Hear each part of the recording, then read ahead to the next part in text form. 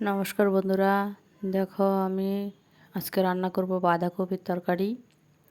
তার জন্য দিয়ে দিলাম কড়াইয়ে তেল। তেলটা হতে হতে তোমরা দেখতে থাকো আর সাবস্ক্রাইব করে দাও। তেলে দিয়ে দিলাম জিরা ফোড়ন। ভিডিওটা পুরোটা দেখার জন্য অনুরোধ রইল। কাঁচা লঙ্কা দিয়ে দিলাম,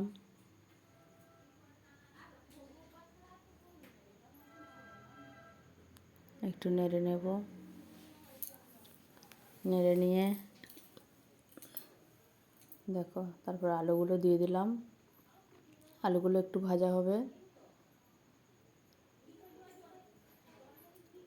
একটু লবণ দিলাম, একটু হলুদ দেব,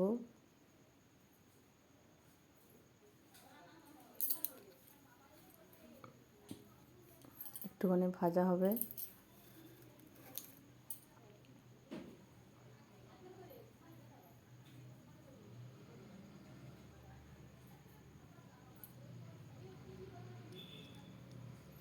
ভাজা হয়ে গেছে বন্ধুরা।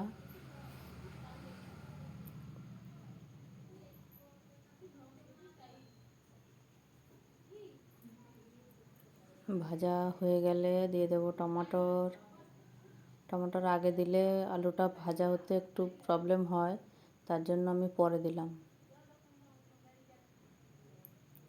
তারপরে দিয়ে দেব যে বাঁধাকপি আগে কুচিয়ে রেখেছিলাম, ধুয়ে রেখেছি, সেগুলো দিয়ে দেব। ধুয়ে জল ঝরিয়ে রেখেছিলাম, সেগুলো দিয়ে দিলাম। এবার একটু নামিয়ে নেব, নেড়ে নেব।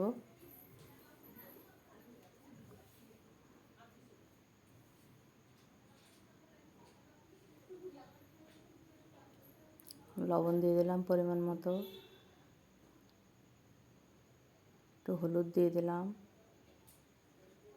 একটু নেড়ে নেব। এবার একটু চিনি দিলাম। চিনি দিলে বাঁধাকপির কালারটা অনেক সুন্দর থাকে এবং খেতেও টেস্টি লাগে। নেড়ে যে দেখো কত সুন্দর কালার এসছে। একটু জল দিয়ে দিলাম, একটু নেড়ে তারপর একটু ঢেকে দেব 2 মিনিটের জন্য।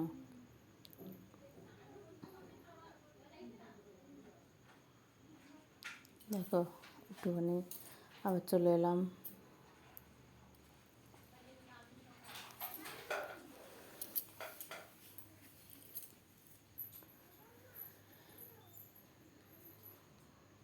নেড়ে চেড়ে গরম মশলা দিয়ে আবার একটু ঢেকে দেব।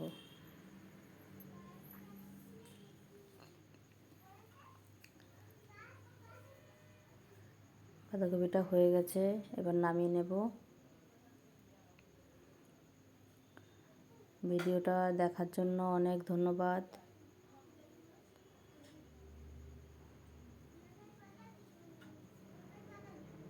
নামিয়ে নিলাম।